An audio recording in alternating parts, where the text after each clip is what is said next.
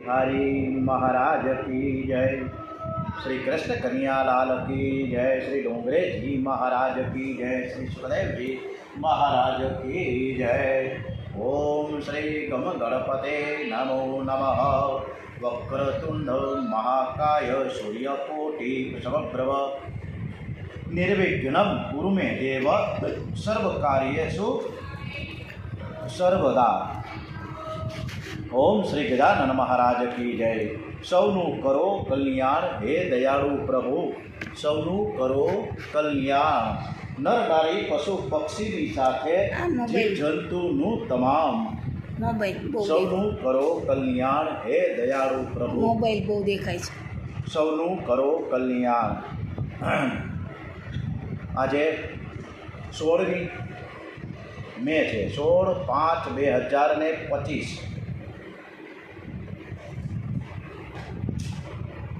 શુક્રવાર છે, સંતોષી માતાનો વાર, વૈશાખ વદ ચોથ છે।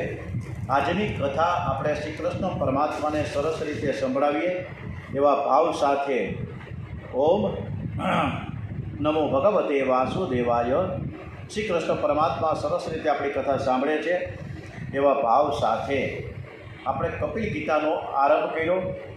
આજે કપિલ ગીતામાં ગઈકાલે કપિલ ગીતામાં ઘણો બધો સંદેશો માતા દેવહૂતિને આપ્યો છે અને માતાએ પણ ખૂબ સરસ રીતે બોધ લીધો છે અને રમતા રમતા ત્યારે લાકડી આવી ગઈ એવા ભાવ સાથે આપણે ગઈકાલે કે અત્યાર સુધી આપણું જે જીવન છે કેવું ગયું, કેવી રીતે આપણે નાનાથી મોટા થયા, છોકરાઓને પરણાવ્યા, ધંધે લગાડ્યા, એના છોકરાઓને હચવતા હચવતા બુઢાપો આવી ગયો અને એ કથા તરફ આપણે કાલે પૂર્ણ કરી। એમ છતાં પણ ફરીથી બધાને યાદ કરાવી દઈએ કે રમતા રમતા લાકડી રમતા રમતા ખબર પડી નહીં ક્યારે યુવાની ચાલી ગઈ, હાથમાં લાકડી આવી ગઈ। રમતા રમતા જન્મ્યો રમવા ભણવા ગયો ને યૌવનમાં ઉત્સવ કર્યા। પદ પૈસો પરિવારની પાછળ રાત દિવસને એક કર્યા। હવે રાત દી લાગે મોટા ચતુરાઈઓ બધી ચાલી ગઈ, હાથમાં લાકડી આવી ગઈ। રમતા રમતા લાકડી ક્યારે આવી ગઈ? હવે તો આપણને ખબર પડી જ ગઈ છે કે હવે લાકડી તો હાથમાં આવી જ ગઈ।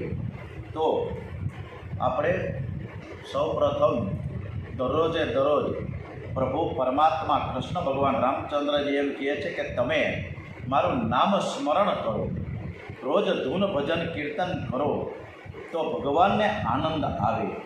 તો સૌ પ્રથમ આપણે નાનકડી એક ધૂન કરીને આપણે આ કથા તરફ આગળ વધીએ। ગોવિંદ બોલો હરિ ગોપાલ બોલો, ગોવિંદ બોલો હરિ ગોપાલ બોલો, ગોવિંદ બોલો હરિ ગોપાલ બોલો, ગોવિંદ બોલો હરિ ગોપાલ બોલો, રાધા રમણ હરિ ગોપાલ બોલો, ગોવિંદ બોલો હરિ ગોપાલ બોલો, ગોવિંદ બોલો હરિ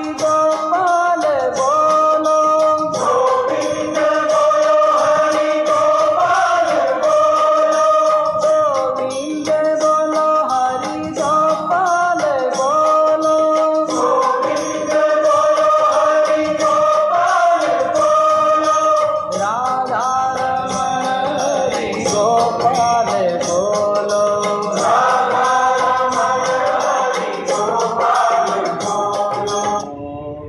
ગોવિંદ બોલો હરે ગોપાલ બોલો। પરમાત્માની લીલા ખૂબ જ અદ્ભુત છે। કેવી લીલા! કે માના શરીરમાં જે નાડીમાં અનરસ વહેતો હોય અને એ નાડી સાથે બીજી નાડી જોડી આપે છે, એનો સંબંધ ડૂંટીની સાથે કરી આપવામાં આવે. ડૂંટીની પાછળ વાલપુર જઠરાગ્નિ, અનરસ ધીરે ધીરે ટપકે છે. 6 મહિનાનો ગર્ભ થયો કે આ જીવ માના વિષ્ટામાં અને મૂત્રમાં આળોટે છે.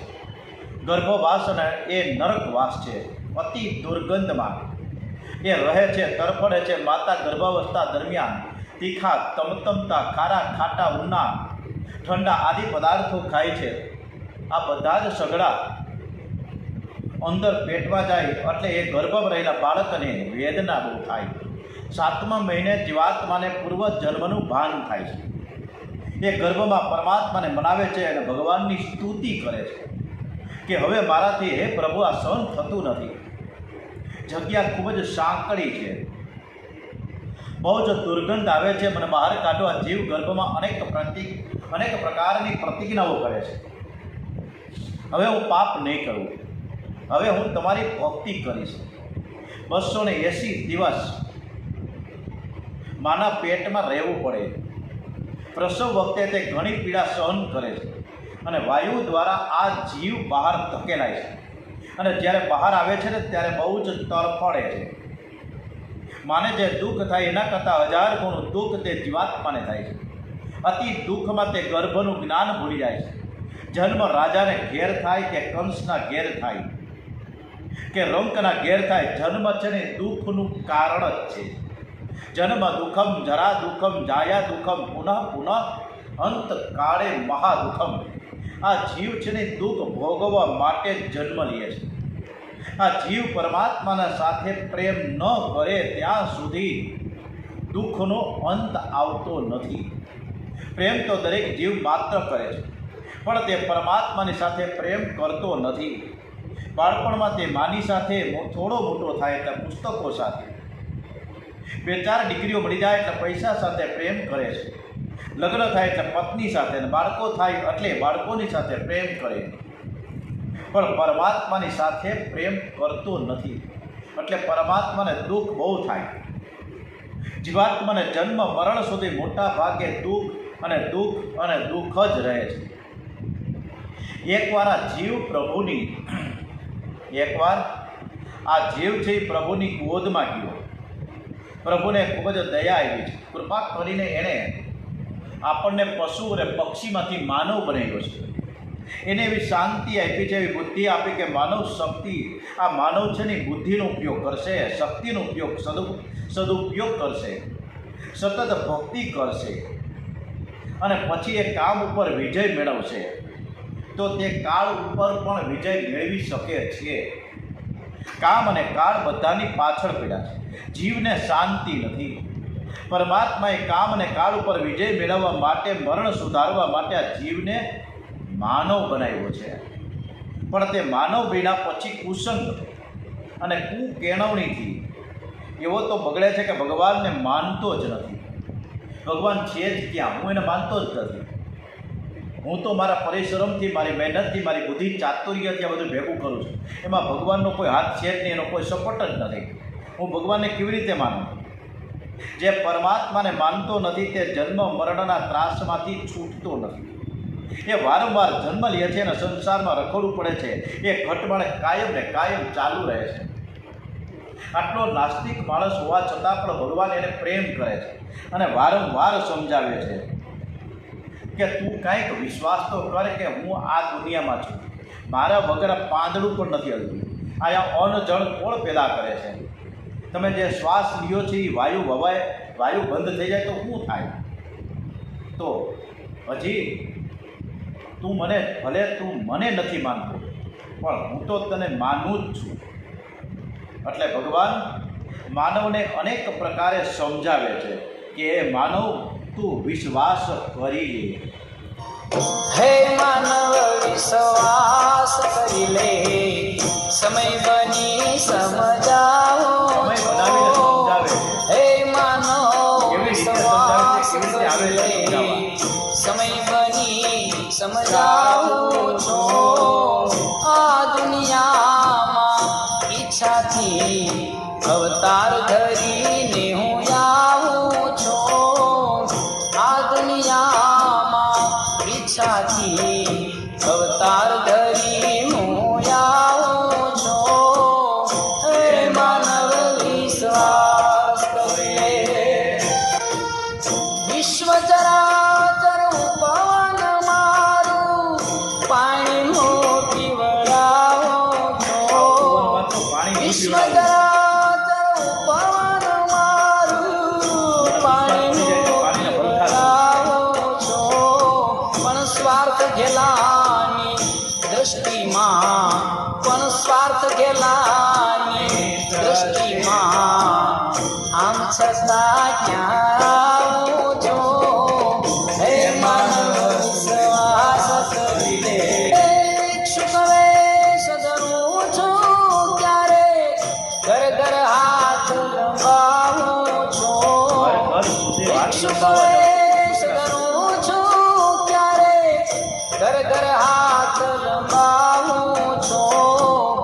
માફ કરો એ શબ્દ સાંભળી માફ કરો એ શબ્દ સાંભળી પારાવાર પછતાવું છું. હે માનવ વિશ્વાસ કરે લે. હે ભગવાન કહે છે કે હું ભિક્ષુકના સ્વરૂપમાં જ્યારે આવું ને ત્યારે ઘરમાંથી આવીને તમે એટલું કહો ને કે માફ કરજો, અમારા ઘરમાં કાંઈ નથી. બોલો, ભિક્ષુક ફક્ત સવારની કે સાંજની 2 રોટલી માગે છે. આપણે એ રોટલી પણ દઈ શકતા નથી, ત્યાં ગરમ ગરમ માગીએ છીએ. ત્યારે ભગવાન કહે છે કે હું આ તમે બધા જ સ્વાર્થ ઘેલા છો, તમને હું સારી રીતે સમજું છું. કપિલ નારાયણ ત્યાંથી ગંગા સાગર સંગમ તીર્થમાં જાય છે, જ્યાં ગંગાજી અને સમુદ્રનો સંગમ થયો છે. ગંગા સાગર સંગમ તીર્થમાં ગંગા કિનારે કપિલ નારાયણ બિરાજ્યા છે. એમણે ઋષિઓને સાંખ્ય યોગનો ઉપદેશ કર્યો છે. આ બાજુ માતા દેવહૂતિ સરસ્વતી ગંગામાં ત્રિકાલ સ્નાન કરે છે. આદિ નારાયણ પરમાત્માનું પ્રેમથી ધ્યાન કરે છે, અને ધ્યાન કરતા કરતા હૃદય પીગળે છે, તન્મયતા થાય છે, આનંદ થાય છે. દેવહૂતિના સુંદર વાળ ધીરે ધીરે પીળી જટાઓ બની ગઈ. આ યોગીની માં છે, હવે યોગીની બની ગયા છે. પરમાત્માનું ધ્યાન કરતા હવે દેહનું ભાન રહેતું નથી, પરંતુ કોઈ વાર દેવહૂતિને પણ મન ત્રાસ આપતું. એ મનને ઘણું સમજાવે છતાં મન માનતું નથી.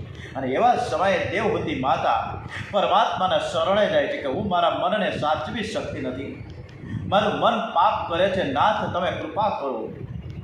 મન જ્યારે પાપ કરે, ખરાબ વિચાર કરે, ત્યારે પ્રેમથી પ્રભુના નામનું કીર્તન કરો. દેવહૂતિ પરમાત્માના નામનું ધ્યાન કીર્તન કરતા કરતા ભગવાનના ચરણોમાં લીન થયા છે.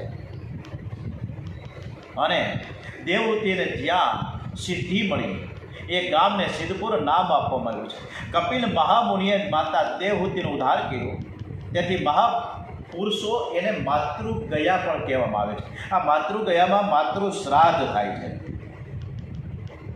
માતૃ શ્રાદ્ધ પણ કરવામાં માતૃ શ્રાદ્ધ પણ થાય છે. આજે આ કથા ધીમે ધીમે કરતા કરતા તૃતીય સ્કંદ પણ આપણે સમાપ્ત કરીએ છીએ. ઇતિ તૃતીય સ્કંદ સમાપ્તમ. બોલીએ શ્રી વૃંદાવન બિહારી લાલ કી જય. ઓમ નમો ભગવતે વાસુદેવાય. ઓમ નમો ભગવતે વાસુદેવાય. વસુદેવસુતં દેવં કંસચાણૂરમર્દનम्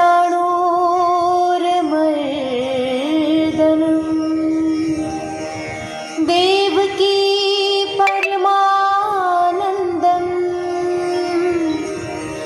કૃષ્ણં વંદે જગદ્ગુરુમ.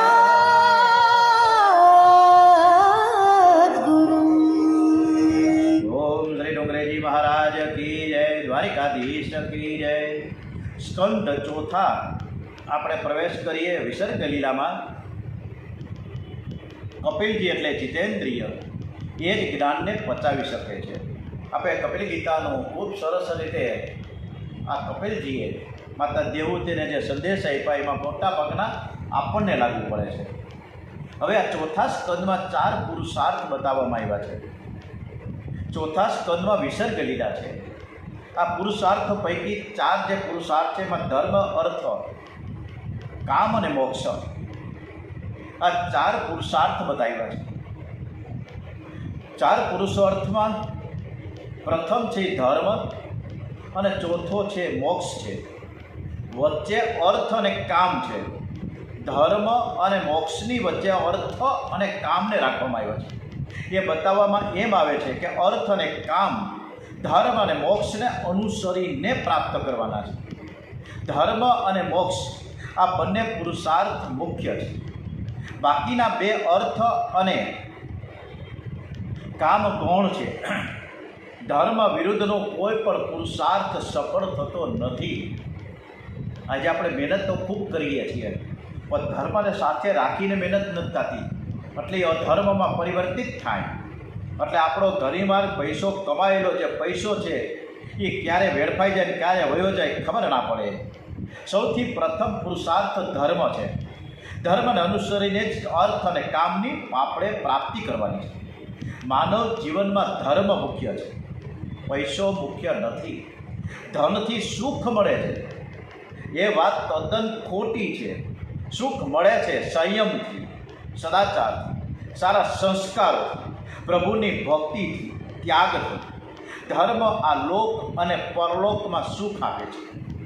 મર્યા પછી ધન સાથે ક્યારે આવે છે કોઈની તાકાત નથી.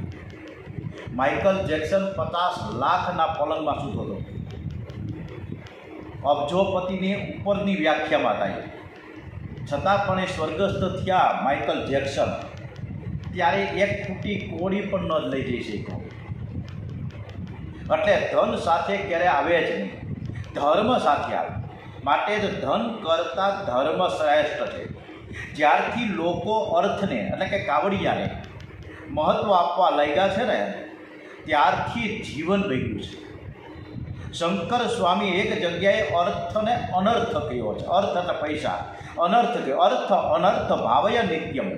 જ્યારે મનુષ્ય ધન કરતાં ધર્મને વિશેષ સમજે છે ત્યારે જીવન સુધરે છે. મનુષ્યનો શત્રુ બહાર નહીં પણ આપણા મનમાં છે. અંદરના શત્રુને મારશો ને તો જગતમાં તમારો કોઈ શત્રુ રહેશે નહીં. આપણને ડોગરેજી મહારાજ ખૂબ સરસ કહે છે કે કદાચ તમે સેવા પૂજા ન કરો તો ચાલશે, પણ દરેકમાં સદભાવ રાખજો. એ આપણી પ્રાર્થના છે, એ જ આપણી સેવા છે. સદભાવ રાખે એને જ સત્કર્મનો અધિકાર મળે છે. કોઈ પણ મનુષ્યને માટે કુભાવ ન રાખવો, કોઈ પણ માનવને કામભાવથી ન જોવો. જગતના પ્રત્યેક સ્ત્રી પુરુષને ભગવદ ભાવથી જુઓ. કુભાવ એટલે કામભાવ, જ્યારે સદભાવ એટલે ઈશ્વરનો ભાવ. બીજાનું દુઃખ આપણે વાંચી શકીએ. આપણે કોઈને પૂછીએ, ભાઈ તને કેમ છે, તને કંઈ તકલીફ હોય તો કહેજે. આ બધું આપણે કરીએ, પણ એવું આપણે કરી શકતા નથી. 15 દિવસ પહેલાં એક ભાઈ ઉપર ફોન આવ્યો કે ભાઈ મગન, મનસુખભાઈનો ફોન આવ્યો કે મારી મમ્મીને રાજકોટની હોસ્પિટલમાં દાખલ કર્યા છે અને કેન્સર થયું છે, એટલે મારે તાત્કાલિક 5 લાખની જરૂર છે. તમે એ વ્યવસ્થા કરો તો ખૂબ સારું. ત્યારે મગનભાઈએ મનસુખલાલને એવું કીધું કે મનસુખ, તારી વાત બધી સાચી, હું હમણાં જ તને આપી દઉં, પણ હમણાં 15-20 દિવસ પહેલાં જ મેં શેર બજારમાં રોકાણ કરી નાખ્યું, એટલે મારી પાસે અત્યારે પૈસા નથી. આપણે હાથ ઊંચા કરી દઈએ છીએ, પરંતુ જ્યારે યથાયોગ્ય સમયે આપણે કોકના દુઃખને વાંચીએ, કોકને સપોર્ટ કરતા રહીએ, ત્યારે એ આપણે સાચા સગા કહેવાય. બાકી તો આપણે બધા કહેવાતા સગા છીએ, કહેવાતા. એટલે આપણે જે સગા છીએ એ સાચા અર્થમાં સગા બનીએ, અને બીજાના દુખડા છે ને એ આપણે વાંચીએ અને એને સહભાગી થઈએ, તો આપણે ભગવાનની પાસે સાચા અર્થમાં જઈ શકીએ. ભગવાન આપણને પણ સમજી શકે કે આ માણસને મેં જે મોકલો છે એ સદભાવથી જુએ છે, સદભાવથી જુએ છે. दूर करने वाले तेरे दुख दूर करेंगे. જો આપણે બીજાના દુઃખ દુખડા દૂર કરી શકે એવી જો હિંમત હોય ને તો ભગવાન યથા સમયે આપણા દુઃખ દૂર કરશે તેવો ભાવ છે. किया तो जग में भलाई का काम तेरे दुख दूर करेंगे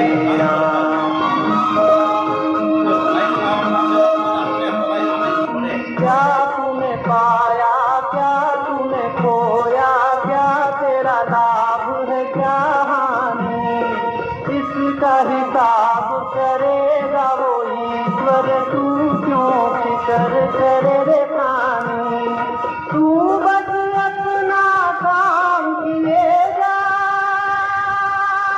तेरा भंडार भरेंगे राम दूसरों का दुखड़ा दूर करने वाले तेरे दुख दूर करेंगे राम किए जा तुम जग में भला દુઃખો આપણે શું લાવ્યા હતા, શું આપણે દઈ શકવાના, તેરા તુજકો અર્પણ સમર્પિત કરતા રહીએ એવો ભાવ આ ગીતમાં બતાવ્યો છે. તમે કોઈકના માટે જો ખરાબ વિચાર કરશો તો એ પણ તમારા માટે ટેલિપથી છે. આપણે જેના માટે જેવું વિચારીએ એવો જ વિચાર સામે પક્ષેથી આવે. શરીર બધાના જુદા જુદા છે, પણ અનેક શરીરોમાં તો ઈશ્વર એક જ છે. જે તમારા શરીરમાં બિરાજેલા છે એ જ ભગવાન બીજાના શરીરમાં પણ બિરાજેલા છે. ફૂલની માળામાં ફૂલ તો અનેક હોય, પણ અનેક ફૂલોમાં ધાગો તો એક જ હોય છે. જેમ એક ધાગામાં અનેક ફૂલ રહેલા છે, તેમ એક જ ઈશ્વરના આધારે આ બધું જ ટકેલું છે. સર્વમાં પરમાત્મા એક જ છે. તમે સર્વમાં સદભાવ રાખજો તો લોકો તમારા માટે સદભાવ રાખશે. ભાવથી મન બગડે છે આ અંગે ખૂબ સરસ મજાનું એક નાનકડી વાત ડોંગરેજી મહારાજે કીધી કે એક નગર શેઠ જે તે પર વર્ષો પહેલાં એક નગર શેઠ એક રાજા જે ખાસ દોસ્ત હતા, એકદમ એકબીજાની વગર જ ન ચાલે, પણ એકી સાથે કન્ટિન્યુ 3 વર્ષ સુધી દુષ્કાળ થયો. એટલે આ નગર શેઠે જે ચંદનના લાકડાનો જે વેપાર હતો એ પડી ભાગ્યો. એટલે એને એક વખત વિચાર આવ્યો કે આ ચંદનનું લાકડું આમનામ જો નહીં ખપે, નહીં વેચાણ થાય તો ઉદય લાગી જશે. અને ઉદય તો તમને ખબર છે કે આનું ક્યાં પહોંચી જાય? આપણા પરિવારમાં ઉદયું ઘણી હોય હે, એ ઉદયને આપણે ડામવી પડે. તો હવે આ ઉદયને જો ચંદનના લાકડાને લાગી જશે તો મારો જે વેપાર છે ઠપ થઈ જશે. એટલે વિચાર આવ્યો એક વખત કે મારો રાજા, આ નગરનો રાજા જે મારો દોસ્તાર છે, ભાઈબંધ છે, એ જો મૃત્યુ પામી જાય ને તો રાજાને તો ચંદનના લાકડાથી જ અગ્નિ સંસ્કાર થાય ને તો મારા બધા જ લાકડા એમાં વપરાઈ જાય અને મને સારો એવો નફો પણ મળી જાય. આવો વિચાર કરતા હતા તો સામેથી એ રાજાને પણ એવો વિચાર આવ્યો કે આ મારો દોસ્તાર, મારો ભાઈબંધ જે નગર શેઠ છે ને એ ઘણો લુચ્ચો છે, અનીતિનો ધંધો કરે છે. ચંદનના લાકડાની જે કિંમત હોય એના કરતાં બમણી કિંમતે લાકડા વેચે છે, જે વ્યાજબી નથી. એકવાર હું એને જો પકડી લઉં ને પછી એને જેલ ભેગો કરી દઉં. એટલે એના પર વોચ રાખીશું બરાબર. આ બે એકબીજાની જે નેગેટિવિટી ભટકાણી, પરંતુ એક વખત એ બંને ભાઈબંધ ભેગા થયા અને વાતમાંથી વાત થઈ. નગર શેઠે નિખાલસપણે કહ્યું, રાજન તમને ખોટું ન લાગે અને તમે ગુસ્સે ન થાવ તો હું વાત કરું? તો કે હા, મને તમારા માટે આવો ખરાબ વિચાર આવ્યો કે જો તમારું મૃત્યુ થઈ જાય તો મારા ચંદનના લાકડા ખપી જાય. તો રાજા કે જે દિવસે તને આવી વિચાર તને આવ્યો છે ને એવો જ વિચાર મને એ દિવસે આવ્યો કે તને હું એકવાર પકડી લઉં અને જેલ ભેગો કરું. પણ રાજાએ નગર શેઠ કે ભાઈબંધ તને એવો કેમ ન વિચાર આવ્યો કે હાલ ભાઈ હું રાજાને એમ તો કહું કે રાજન, તમારા રાજમહેલમાં સરસ મજાનું કૃષ્ણ ભગવાનનું એક સરસ મજાનું મોટું ચંદનનું મંદિર બનાવી દઉં તો એમાં હું લાકડા કેમ ન વાપરી શકું? હું થોડું ના પાડું. બે રાજા અને નગર શેઠે એકબીજાએ વાતો કરી નિખાલસપણે પસ્તાવો કરીને એકબીજાને ભેટી પડ્યા છે. આ નિખાલસતા બહુ જરૂરી છે. જે માણસ નિખાલસ હશે એના બાજુમાં ભગવાન હશે, પણ જે માણસ લૂચો છે, ભગવાન બધું ઓળખે જ છે, બધી જ ખબર છે એને, પણ નિખાલસતા હોવી જરૂરી છે જીવનમાં. નિખાલસથી બધી વાત કરી દો ને, પેટમાં પાપ જ ન રહે અને કેટલા હળવા થઈ જાય એકવાર અનુભવ કરીએ તો ખબર પડે છે. નિખાલસતા બહુ જરૂરી છે. એકદમ પોઝિટિવિટી લાવો કે જેથી આપણી દ્રષ્ટિ છે એ સમદ્રષ્ટિ, બધાને પ્રત્યે સમાનતા, ક્યાંય પણ પક્ષપાત નહીં. આ પ્રમાણેનું સદભાવ દરેકને પ્રત્યે કેળવતા જો આપણું જીવન પૂરું થઈ જાય તો ભગવાનને આપણને સદગતિ આપે. બાકી આપણા છોકરા આપણી પાછળ ગમે એટલા શ્રાદ્ધ કર્મ કરશે, પણ આપણે અનીતિ કરી હોય, ખોટા કામ કર્યા હોય તો સદગતિ ક્યાંથી મળે? હવે દક્ષ પ્રજાપતિએ એક વખત આવું જ એણે પણ કર્યું. એને પણ એક કુભાવ જાગ્યો હતો શિવજીની પ્રત્યે, સદભાવ નહોતો. દક્ષ પ્રજાપતિ શિવજીના સસરા, અને દક્ષ પ્રજાપતિની દીકરી છે સતી, જેનું લગ્ન શિવજી સાથે થયું. દક્ષ પ્રજાપતિને પણ કુભાવ થયો શિવજી મહાદેવનો સાથે. દક્ષ પ્રજાપતિનો ધર્મ પણ અધર્મ થયો. એને યજ્ઞ તો કર્યો, પણ એ જ યજ્ઞ એને મારનારો થયો. સર્વ પ્રત્યે સમભાવ રાખવાથી સત્કાર્ય સફળ થાય, સર્વનું કલ્યાણ થાય. એ જ સત્ય અને સત્કાર્ય. સત્યમ ભૂત હિતમ પ્રોક્તમ. મહાભારતમાં આપણે ઘણી વાર જોયું, મહાભારતની સિરિયલમાં જોઈએ, આપણે કથા વાર્તા પણ સાંભળી છે કે શ્રી કૃષ્ણ ભગવાન પોતે પરમેશ્વર હોવા છતાં પણ અધર્મ કરે છે. પણ એ અધર્મ નથી, કારણ કે એના મનમાં બધાની પ્રત્યે સદભાવ છે. સદભાવ છે એટલે તેનો અધર્મ પણ ધર્મ બન્યો છે. મહાભારતમાં કર્ણ પર્વ અને દ્રોણ પર્વ આના દ્રષ્ટાંતો બતાવવામાં આવ્યા છે. કર્ણ પર્વમાં આવે છે કે કર્ણ જે તે વખતે રથનું પૈડું જમીનમાંથી કાઢતો હતો અને નિશસ્ત્ર હતો, અને એ વખતે ભગવાન શ્રી કૃષ્ણ અર્જુનને કહે છે કે તું માર, આ કૃષ્ણને અત્યારે પતાવી દે. કર્ણ કહે છે કે યુદ્ધ શાસ્ત્રનો નિયમ છે કે શત્રુ જ્યારે નિશસ્ત્ર હોય ત્યારે તેના ઉપર તમારે પ્રહાર ન કરવો જોઈએ, અને તમે સામે ચાલીને અર્જુનને આદેશ કરો છો, અર્જુને મારા પર આવો પ્રહાર ન કરવો જોઈએ. ત્યારે શ્રી કૃષ્ણ કહે છે કર્ણ, તું મને સમજાવવાનું બંધ કર. તે આજ સુધી ધર્મનું પાલન કેટલું જ કરેલું છે તું જો. તે ધર્મનું પાલન કરેલ જ નથી. આજે તું બીજાને ધર્મનું પાલન કરવા માટે શીખવાડશ. ભર સભામાં દ્રૌપદીનું અપમાન કરવામાં આવતું હતું ત્યારે તારું ધર્મનું જ્ઞાન ક્યાંય ગયું? એ જ પ્રમાણે 3 પર્વમાં કથા એવી છે કે દ્રોણાચાર્ય પાંડવ સેનાનો કચર ઘાણ વાળી રહ્યા છે, અને ત્યારે શ્રી કૃષ્ણ યુધિષ્ઠિરને ધર્મરાજાને અસ્વસ્થામાં હતા એમ ખોટું બોલવાનું કહે છે. દ્રોણાચાર્ય બ્રાહ્મણ હતા, શુદ્ધ બ્રાહ્મણ, ગુરુ હતા. યુદ્ધ કરવું એ બ્રાહ્મણોનો ધર્મ નથી, ક્ષત્રિયનો ધર્મ છે. છતાં પણ એને યુદ્ધમાં ભાગ લીધો અને અધર્મની સાથે રહીને યુદ્ધ કર્યું. એટલે આ દ્રોણાચાર્ય યુદ્ધ છોડી દે તો અધર્મ છૂટી જાય. ભગવાનનો આવો એક ભાવ હતો. એટલે ભગવાનના આગ્રહથી યુધિષ્ઠિરને બોલવું પડ્યું, અસ્વસ્થતામાં હણાયો. પણ આ ખોટું બોલવાનું પાપ ન લાગે એટલે વિવેકથી બોલ્યા છે. કાં નર કાં હાથી, પણ છેલ્લા શબ્દો કોઈને ન સંભળાયા. એટલે કે પ્રભુએ જોરથી શંખનાદ કર્યો અને ખરેખરા શબ્દો કોઈને ન સંભળાયા. નરોવા કુંજરોવા કોઈને ન સંભળાયા. દક્ષ પ્રજાપતિ યજ્ઞ તો કર્યો છે, પણ એ યજ્ઞ શિવજીની પ્રત્યે ભાવ રાખીને કર્યો. એટલે એમનો જે યજ્ઞ છે અધર્મરૂપી બન્યો છે અને દક્ષને જ મારનારો થયો. સત કર્મ કરતા શુદ્ધ ભાવ રાખો, ભગવત ભાવ રાખો, હૃદય શુદ્ધ રાખો. શુદ્ધ ભાવ એ મોટામાં મોટું તપ છે. એ મોટામાં મોટું તપ છે. તપ ન કરો, માળા ન કરો તો કાંઈ નહીં, પણ બીજાની સાથે શુદ્ધ ભાવ સદભાવ રાખી. તપ શબ્દને ઉલટાવો તો પત થાય છે. માનવ તપ ન કરે તો તેનું પતન થાય છે. તેથી તો સર્વેશામ અવિરોધેન બ્રહ્મ કર્મ સમારંભે મંત્ર બોલીને દરેક સત્કાર્યની શરૂઆત કરવાની હોય છે. સર્વમાં સદભાવ રાખો, સર્વને સદભાવથી નિહાળજો.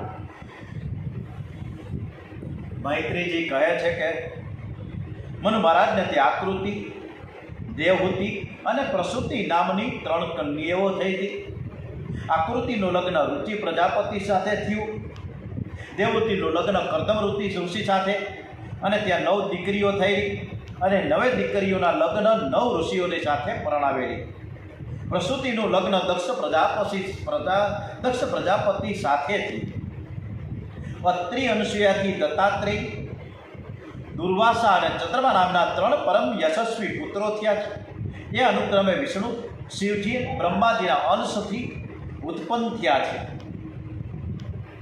વિદુરજી પૂછે છે કે આ વિષ્ણુ, શિવજી અને બ્રહ્માએ અત્રિ મુનિને ત્યાં શું કરવાની ઈચ્છાથી અવતાર લીધો હતો? આ કથા મારે વિસ્તારથી સાંભળવી છે. અનસૂયા છે મહાન પતિવ્રતા છે. વાત કરી રહ્યા છે મૈત્રીજી. વિદુરજીને સરસ મજાની આ કથા સંભળાવે છે અનસૂયાજીને કે કેવી પતિવ્રતા છે સ્ત્રી. પતિવ્રતા અનસૂયા એ મહાન પતિવ્રતા. એક દિવસ નારદજી કૈલાસમાં આવ્યા છે. એ વખતે ભગવાન શંકર સમાધિમાં હતા. ત્યારે નારદજી પાર્વતીજીની આગળ અનસૂયાના પતિવ્રતા ધર્મના વખાણ કરવા લાગ્યા. આથી પાર્વતીજી નારદ થયા છે, નારદ બન્યા.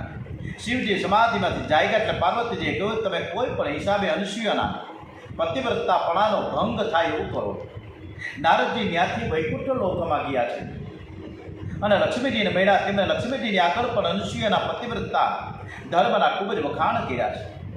આથી લક્ષ્મીજી પણ વિષ્ણુ ભગવાનને સમજાવીને અનસૂયાના પતિવ્રતપણાનો ભંગ થાય એમ કરવા તૈયાર કર્યા.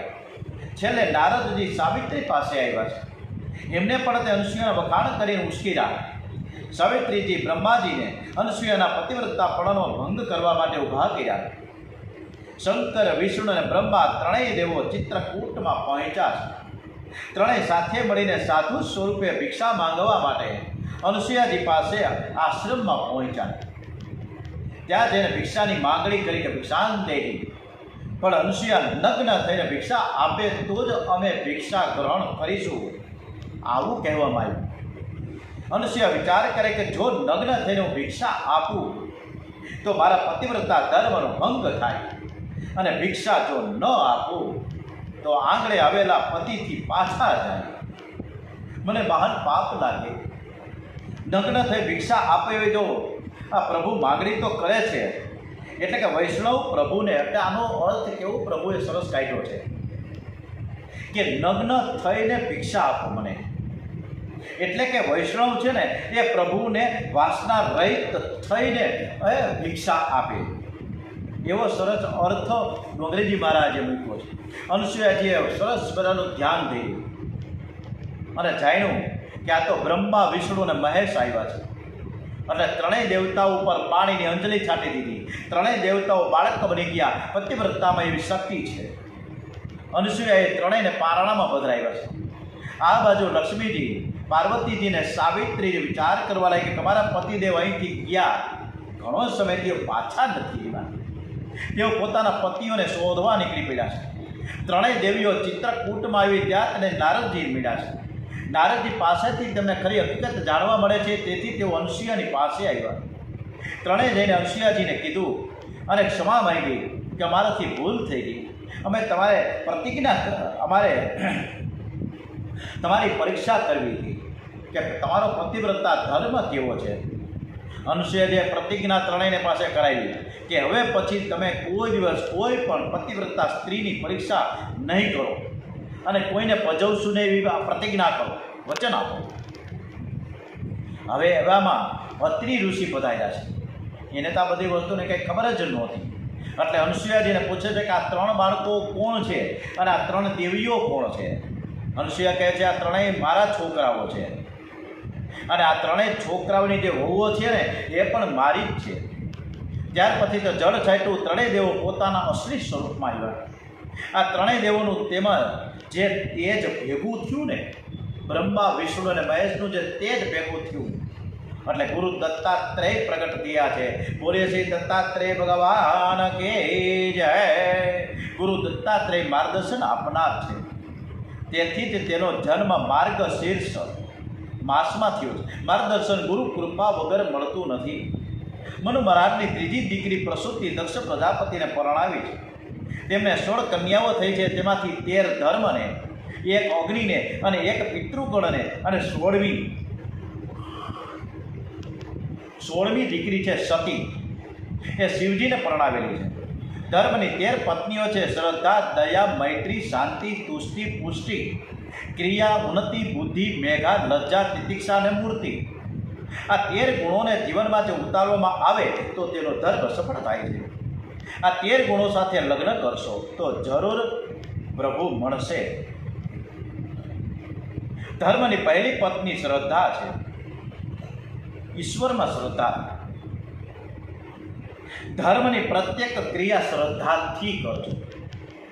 અને શ્રદ્ધા અને વિશ્વાસ અને ભક્તિ કોને કહેવાય?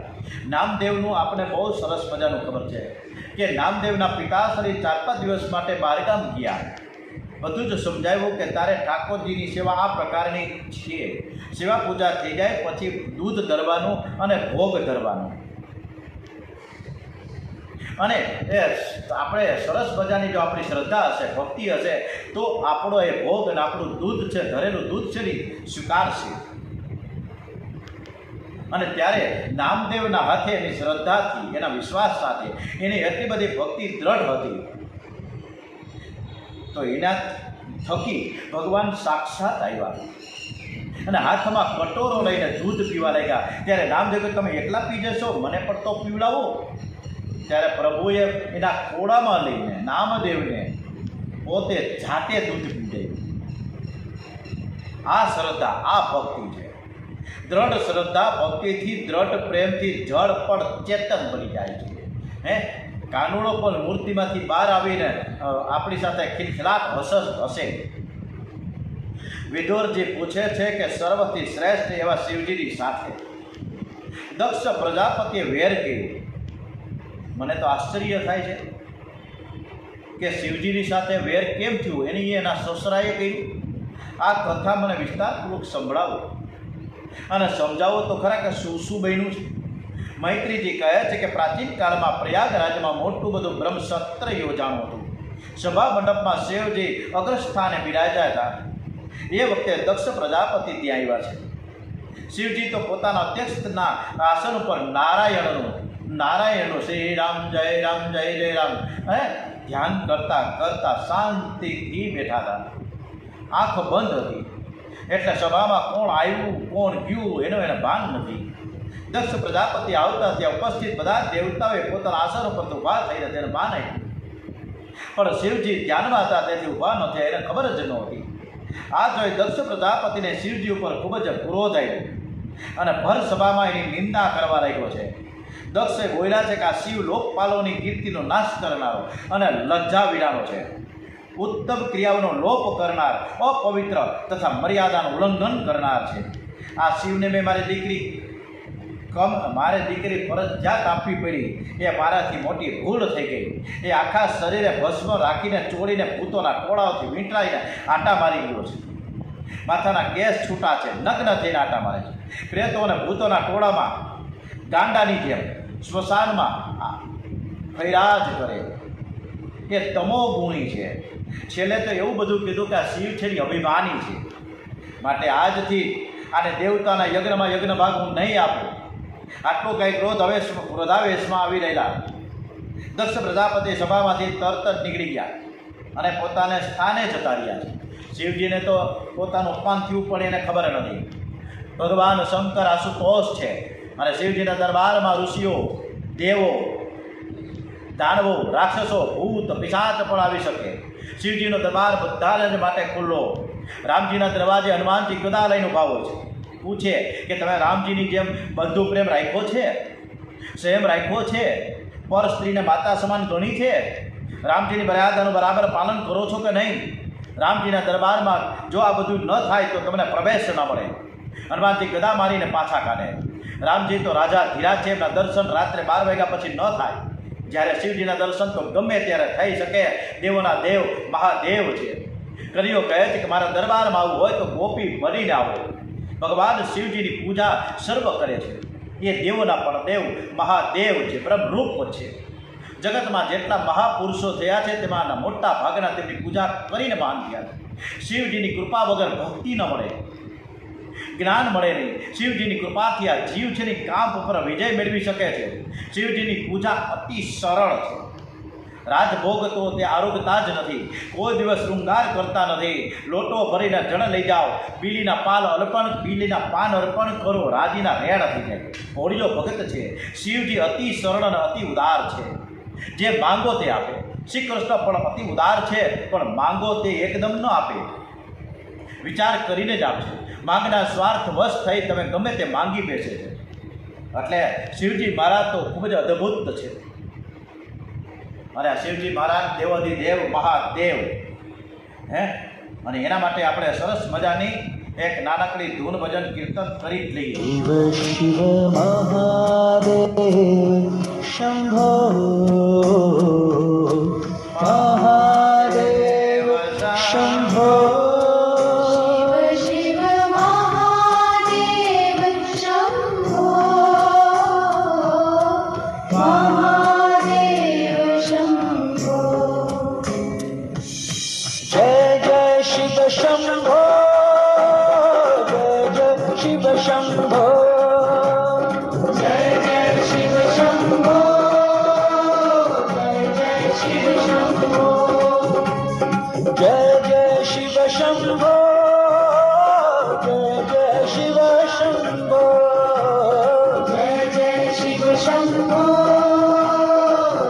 જય જય શિવ શંભો મહાદેવ શંભો મહાદેવ શંભો હર હર મહાદેવ શંભો મહાદેવ શંભો શિવ શિવ મહાદેવ શંભો મહાદેવ શંભો શિવ શિવ મહાદેવ શંભો મહાદેવ શંભો જય જય શિવ શંભો જય જય શિવ શંભો જય જય શિવ શંભો જય જય શિવ શંભો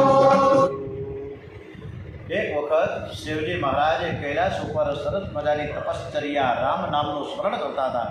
ત્યારે કુબેર ભંડારી ત્યાં પધાર્યા છે. કુબેર ભંડારી ઉપર શિવજીનો અનન્ય ભાવ છે, બહુ જ ભાવ. એમણે શિવજીને પૂછ્યું કે હું તમારી શું સેવા કરું? કુબેર ભંડારી પૂછે છે શિવજીને, મને તમે કાંઈક બતાવો, તમે કાંઈક સેવા મને સોંપો.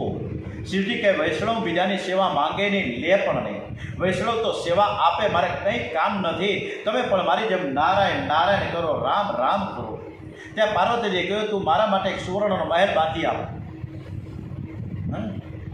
મહાદેવને કાંઈ જોતું નહોતું, કાંઈ નહીં, પણ તમે મારા માટે સુવર્ણનો એક સોનાનો મહેલ સરસ મજાનો બાંધી આપો, હું એમને સમજાવીને લઈ આવીશ. કુબેર ભંડારી રાજી થઈ ગયા, સોનાનો સુંદર મહેલ બાંધી આપ્યો. માતા પાર્વતી રાજી થયા છે. પાર્વતીજીએ શંકર ભગવાનને કહ્યું, કુબેરજીએ મહેલ તો બહુ સુંદર બનાવ્યો, આપણે થોડા દિવસમાં તે જઈશું અને ત્યાં રહીશું. શિવજીએ કહ્યું કે મહેલ તો બહુ સુંદર, પણ વાસ્તુ પૂજા કર્યા વગર અંદર પ્રવેશ કેવી રીતે કરવો?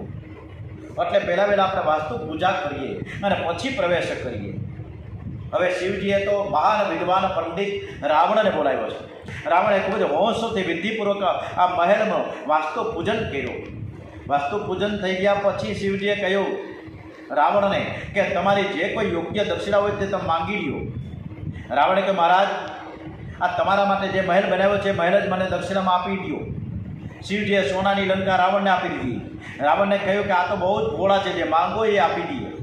એણે શિવજીને કહ્યું, મહારાજ હું બીજું હજી માંગીશ, મને આપશો? તો કે હા, હું કોઈને કંઈ ના પાડતો જ નથી, તારે જ્યાં માંગવું હોય તું માંગ. શિવજીએ કહ્યું, તું તારે માંગ. રાવણ જેવો કોઈ મૂર્ખ નથી ને શિવજી સમાન કોઈ અતિ ઉદાર નથી. રાવણે કહ્યું, મહારાજ મને આ પાર્વતીજી આપી દીધું. શિવજીએ રાવણને પાર્વતીજી પણ આપી દીધા. શિવજી જેવું ઉદાર આ જગતના ઇતિહાસમાં કોઈ થયા જ નથી અને થશે પણ નહીં. હવે શંકા લઈને તો રાવણ ચાલ્યો પાર્વતીજીને. ત્યારે સામે દ્વારિકાધીશ ગોવાળિયાના સ્વરૂપમાં સામે પધાર્યા અને રાવણને મળીને ખૂબ વખાણ કરવા લાગ્યા છે. વખાણ શબ્દ બહુ જ અદ્ભુત છે. ગમે એની પ્રશંસા કરો, માણસને રાજીનો રેડ થઈ જાય. આ જીભ છે ને વખાણ પચાવી શકે નહીં. સ્તુતિ તો પરમાત્મા જ પચાવી શકે. પરમાત્માનો જેનો અનુભવ થાય છે એવા મહાત્માઓ સ્તુતિ પચાવી શકે. નિંદા સહન કરવી સહેલી છે, પણ સ્તુતિ સહન કરવી બહુ જ કઠણ છે. કોઈ નિંદા કરે તો કહેશો ભલે કરે, મારી નિંદા કરનાર સુખી થાય. નિંદા સહન કરવી સહેલી છે, પણ સ્તુતિ એટલે કે પ્રશંસા, વખાણ સાંભળ્યા પછી અભિમાન વધી જાય છે. દરેકની અંદર સૂક્ષ્મ અભિમાન હોય છે. જ્યાં વખાણ થાય ત્યાં બેસવું નહીં, વખાણ સાંભળવા પણ નહીં. શ્રી કૃષ્ણ રાવણના વખાણ કર્યા એટલે રાવણ ભાન ભૂલ્યો. શ્રી કૃષ્ણ ભગવાન રાવણને પૂછે છે, શ્રી કૃષ્ણે રાવણને પૂછ્યું કે આ ખંભે બેસાડીને તમે કોને લઈ નીકળો છો? રાવણે કહ્યું, ભગવાન શિવજીએ મને રાજી ખુશીથી પાર્વતીજી આપ્યા અને આ સોનાની લંકા આપી, હવે હું અમર થઈ ગયો. શ્રી કૃષ્ણ હસતા હસતા કીધું રાવણને, અરે મૂર્ખ, આવી ઈચ્છા કોઈ પૂરી કરતું થોડું હોય?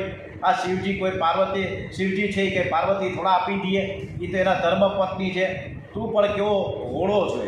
અસલ પાર્વતી તો શિવજીએ પાતાળમાં સંતાડી રાખી છે, અને અત્યારે તું જે લઈ નીકળો છે ને પાર્વતીની દાસી છે.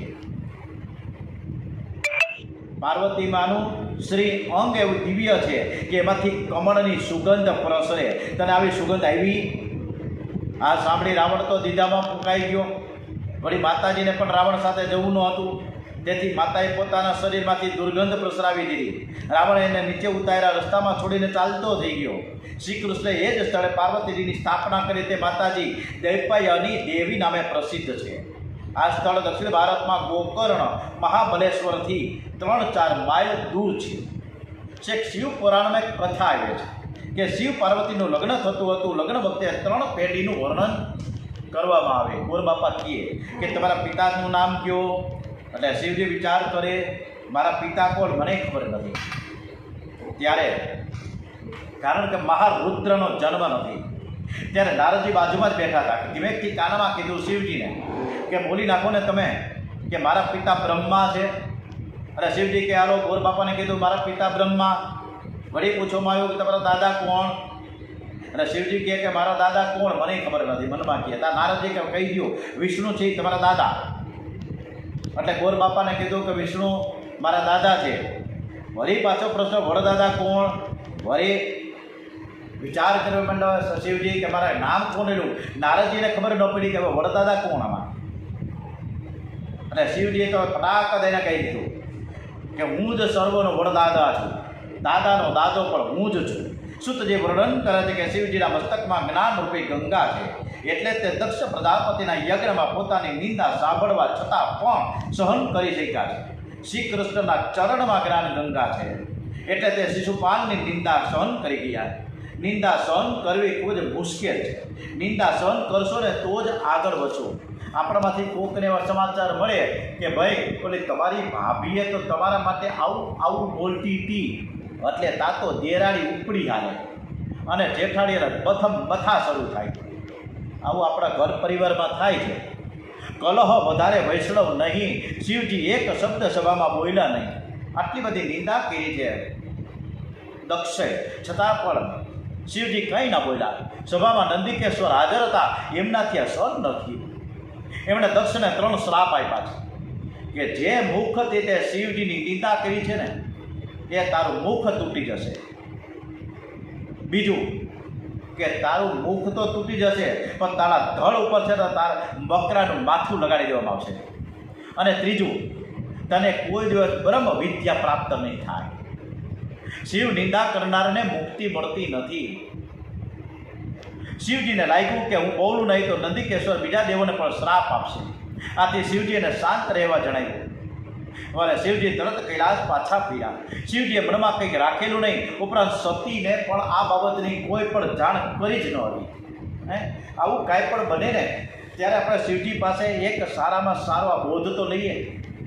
એને એની પત્નીને ન કીધું, સતીને, કે તારા પિતાએ મારું આવી રીતે અપમાન કર્યું. ના, આપણે તો ઘરે આવીને આપણી પત્નીને કહીએ તો પછી પત્ની ઉકળાટ કરે, અને યથા પ્રસંગે જ્યારે આવે ત્યારે એ પણ કોકને કહી જ દે. હવે કેટલાક સમય બાદ કનખલ ક્ષેત્રે, હરિદ્વારમાં કનખલ ક્ષેત્ર છે, તે યજ્ઞનો આરંભ થયો છે. હરિદ્વાર પાસે 7-8 કિલોમીટર દૂર અંદર. હવે તો હરિદ્વારની અંદર જ આવી ગયું, કારણ કે હવે હરિદ્વાર એવડું મોટું થઈ ગયું. હરિદક્ષ પ્રજાપતિએ દુરાગ્રહ એવો રાખ્યો કે મારા યજ્ઞમાં હું શિવજીની પૂજા નહીં કરું, પણ વિષ્ણુની પૂજા કરીશ. અને આ જાણી દેવતાઓએ કહ્યું કે આમ કરશો તો તમારો યજ્ઞ સફળ નહીં થાય. પરંતુ દક્ષે એની કોઈ વાત ન માની. એમણે વિષ્ણુની પૂજા કરવાનું વિચાર્યું, પણ એમને ખબર નહોતી કે જે યજ્ઞમાં શિવ પૂજા ન થતી હોય ત્યાં ભગવાન વિષ્ણુ પણ પધારે નહીં. બ્રહ્મા દધીથી પણ આ યજ્ઞમાં ન આવ્યા. કેટલાક દેવો દક્ષ પ્રજાપતિ અને શિવજી વચ્ચેનો કલહ જોવા આવ્યા છે. આપણે પણ બાજુના પાડોશમાં ધબાધબી હાલતી હોય તો ત્યાં લોક ક્યાં કાઢવા જઈએ? ત્યાં આપણે શું જોવાનું છે? એના ઘરની મેટર છે તો ત્યાં રહેવા દો ને. પણ આપણે એવું કરતા નથી. કોકના કલહે જોવાની આપણે બહુ જ મજા આવે, કોકના કજિયા કંકાસમાં. એ આશયથી આપણે આ બધા જ દેવી દેવતાઓ વિમાનમાં બેસી અને કૈલાસ પર્વત ઉપરથી પસાર થયા. બધાને વિમાનમાં જતા તો જોયા કે ક્યાં જાય છે. આ બધી દેવકન્યાઓ કેટલી બધી ભાગ્યશાળી છે. એને બધે કોકોને પૂછ્યું કે આ દેવકન્યાઓને પૂછ્યું કે ભાઈ તમે ક્યાં જઈ રહ્યા છો? અરે ભાઈ તમને ખબર નથી કે તમારા પિતાએ ખૂબ સરસ મોટાનું યજ્ઞ કરવા જઈ રહ્યા છે, ત્યારે એ યજ્ઞમાં અમે ભાગ લેવા માટે જઈ રહ્યા છીએ. આ તમને કેમ ખબર નથી? તમને આમંત્રણ નથી? દક્ષે દ્વેષ બુદ્ધિથી શિવજીને આમંત્રણ ન આપ્યું. આ બાબતની સતીને જાણ ન હતી અને એવી જાણ ન હતી કે મારા પતિ અને પિતા વચ્ચે અડબરાવ થયો છે. સતીને પિતાના યજ્ઞમાં જવાની ઘણી ઈચ્છા થઈ ગઈ. સમાધિમાંથી શિવજી જાગ્યા ત્યારે તે પોતાના પિતાજીના યજ્ઞમાં જવાનો આગ્રહ કર્યો છે. શિવજી કે દેવી આ સંસાર છે, કોઈના ઘેર લગ્ન તો કોઈના ઘેર મરણ, સર્વ સંસાર દુઃખથી ભરેલો છે. સુખરૂપ એક પરમાત્મા છે, તારા અને મારા પિતા તો એક નારાયણ છે, અને આ તો જન્મદાતા છે એ ઠીક છે, પણ ત્યાં તારે જવાની જરૂર નથી. સતી કહે તમે તો કેવા નિષ્ઠુર છો, વ્યવહારમાં તો ઊભું રહેવું પડે ને. તમને કંઈ સગા સંબંધીને મળવાની ઈચ્છા નથી થતી? મારે તો જવું જ છે. શિવજી કે દેવી હું બધાને મનથી મળું છું, કોઈને શરીરથી મળતો નથી. પ્રત્યક્ષ શરીરથી કોઈને મળવાની ઈચ્છા પણ હું રાખતો નથી. સતી કહે તમારી વાત કંઈક જુદી છે. તમે બ્રહ્મરૂપ છો, તત્વજ્ઞાની છો, તમે ભલે બધાને મનથી મળતા હો, પણ આ વખતે તો ચાલુ ને મારી સાથે. મારે ત્યાં જવાની ખૂબ જ ઈચ્છા છે. શિવજી કે મને કોઈ સર્વાની ઈચ્છા નથી. સતી કહે તમે જ્ઞાની છો, પણ વ્યવહારનું જ્ઞાન તમને બરાબર નથી. આપણે કોઈને ત્યાં જઈએ અને આપણે ત્યાં કોઈ પછી ત્યાંથી આપણા ઘરે આવે, નહીંતર આપણે ત્યાં આવવા કોઈ નવરું થોડું બેઠું છે. શિવજી કે વાંધો નહીં, કોઈ ન આવે તો કાંઈ નહીં. મારે બેઠા બેઠા હું રામ નામ તો લઈ શકું ને. મને એકાંત બહુ ગમે. આવવું હોય તો જેને આવવું હોય તો છૂટ છે, ન આવે તો પણ કાંઈ નહીં. સતી કહે કે અમે ખોટું ન લગાડો. તો એક વાત કહું, દરેક કન્યાને પિયરમાં જવાની કેવો બધો આનંદ અને ઈચ્છા હોય, તમને શું ખબર પડે? તમે એનું જ્ઞાન છે જ નહીં તમને. કૃપા કરીને તમે મારી સાથે ચાલો. શિવજી કે દેવી જગતમાં ભટકવાથી શાંતિ મળતી જ નથી. એક જગ્યાએ બેસી પ્રભુને રીઝાવો. આપણને ખરેખર ખૂબ સરસ મજા આ બધીની બાબતમાં ધીમે ધીમે ડોંગરીજી મહારાજ મૂળ એનો અર્થ સમજાવવા આપણને માંગે છે કે તમારે એકાંતમાં બેસીને પ્રભુનું ધ્યાન કરો. એક આસને બેસો. ધ્યાન ત્યાં ભટકવાની ક્યાં જરૂર નથી. આ તો આપણે ક્યાંક સેમિનાર છે તો ત્યાં જાય, વાવરો ધર્મની સભા છે તો ત્યાં જાય, ઓલે બાજુ કાંઈક સત્સંગ ચાલે તો ત્યાં જાય. ચારે બાજુ આટા જ મેળા કરીને પાછી મળે નહીં, કાંઈ નહીં, જીરો. એક જગ્યાએ બેસીને પ્રભુને રીઝાવો. બહુ ભટકનારના મન અને બુદ્ધિ બહુ ભટકે. સતી એટલે બુદ્ધિ શિવજી ભગવાનને છોડીને જાય તો બહુ ભટકવું પડે છે. સતીએ હઠ ચાલુ રાખી, પણ શિવજી માનતા નથી. કદાચ હું ત્યાં આવવાનો વિચાર કરો, પણ તમને ખબર નહીં હોય કે તમારા પિતાએ હવે આજે એને કીધું સતીને કે દેવી તમને ખબર નથી કે તારા પિતાએ ભર સભામાં મારું અપમાન કર્યું છે, એટલે મારું મન પાછું પડી ગયું છે, ત્યાં જવામાં સાર નથી. સતી કે તમારી કાંઈક ભૂલ થતી લાગે છે. મારા પિતા કંઈક વડ સમજું નથી કે પોતાના જવાઈનું અપમાન કરે. તમે મને કહો તો ખરા કે ત્યાં શું બન્યું હતું? શિવજીએ યજ્ઞ પ્રસંગમાં જે કાંઈ બન્યું હતું તે વાત કરી. સતીએ કહ્યું કે તમે ઊભા થઈને મારા પિતાજીને માન તો પછી કેમ ન આપ્યું? ત્યારે શિવજી કે મેં મનથી તારા પિતાને માન આપેલું છે, હું કોઈનું અપમાન કરતો જ નથી. સતી કહે તમે વંદન કર્યું તેથી તેમને ખબર શું પડે, પણ તમે તો મનથી કર્યું હતું, અને કોઈના મનની કોઈને કેવી રીતે ખબર પડે? આ વેદાંતની પરિભાષા છે. મારા પિતાના અંતરમાં રહેલ વાસુદેવ કૃષ્ણને તમે વંદન કર્યા, તે મારા પિતાને કઈ રીતે ખબર પડે? તમે વાત હવે ભૂલી જાઓ અને જવાની તૈયારી કરો, આપણે હારે જઈએ. શિવજી કે દેવી હું બધું જ ભૂલી ગયો છું, પણ તારા પિતા હજુ ભૂલ્યા નથી. એ હજી મારા તરફથી એણે મારા તરફ પુષ્કળ શું છે? રોષ છે, નારાજગી છે. હું કેવી રીતે જઈ શકું? અને અહીંયા અપમાન થશે. શિવજીએ જવાની ના પાડી. અને સતી જવા માટે દુરાગ્રહ કરતા જ રહ્યા. આથી સતીને સમજાવતા હવે શિવજી કહે કે જ્યાં મને માન નથી ત્યાં જવાથી તમારું પણ અપમાન થશે. તમે માનીની છો, અપમાન સહન તમે નહીં કરી શકો, માટે ત્યાં જવાનું માંડી વાળો. ત્યાં જશો તો મહા અનર્થ થશે. સત્યે માયનું નહીં, વિચાર કરી કોઈ યજ્ઞમાં જઈ શકે. અને જો હું જાઉં ને તો ત્યાં હું પિતાને પણ સમજાવી તો શકું ને, અને પિતા અને પતિ વચ્ચેનું જે કાંઈ અંતર વધ્યું છે ને, વેર વધ્યું છે ને, એને હું ટૂંકાવું. અને હું પિતાને ત્યાં જઈને કહીશ કે ભલે તમે મને આમંત્રણ નથી આપ્યું, એમ છતાં પણ હું વગર આમંત્રણે આવી છું, પણ મારા પતિ વગર આમંત્રણે નહીં આવે. માટે ભાઈને તેમને બોલાવવા મોકલો. પિતા પતિમાં વેર ઉત્પન્ન થયું છે, એને શાંતિ કરીશ. આજે શિવજીની આજ્ઞા નથી, છતાં પણ હું પિયરમાં જઈશ. અને આમ વિચારી સતીએ ઘરનો ઉંબરો ઓળંગ્યો છે. જે દિવસે ઘરમાં ખટપટ થાય એ દિવસે ઘર છોડવું નહીં. ઘર છોડે તો બહાર સુખી થઈ શકતા નથી.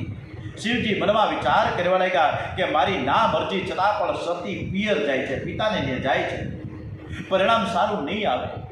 હવે જાય છે તો પાછી તો નથી જ આવવાની, મને ખબર છે. ભલે જાય પણ એકલા જાય એ ઠીક નથી. આથી સતીની સાથે એણે ગણોને મોકલા છે.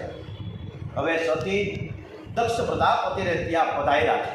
અને એ યજ્ઞ મંડપમાં હવે શું થાય એને સ્વીકારશે નહીં સ્વીકારશે, હવેની કથા આપણે આવતીકાલે કરીશું. ત્યાં સુધી આપણે વિરામ આપીએ. શ્રી કૃષ્ણ કનૈયાલાલ કી જય, શ્રી બાલકૃષ્ણ લાલ કી જય. ઓમ નમો ભગવતે વાસુદેવાય. શ્રી ભાગવત ભગવાનજી મહારાજ કી જય. ભારત માતા કી જય. વંદે વેદ માતરમ, વંદે વેદ માતરમમાં. ઓમ શ્રી દ્વારિકાધીશ કી જય. ઓમ શ્રી ડોગરેજી મહારાજ કી જય. ઓમ નમો ભગવતે વાસુદેવાય.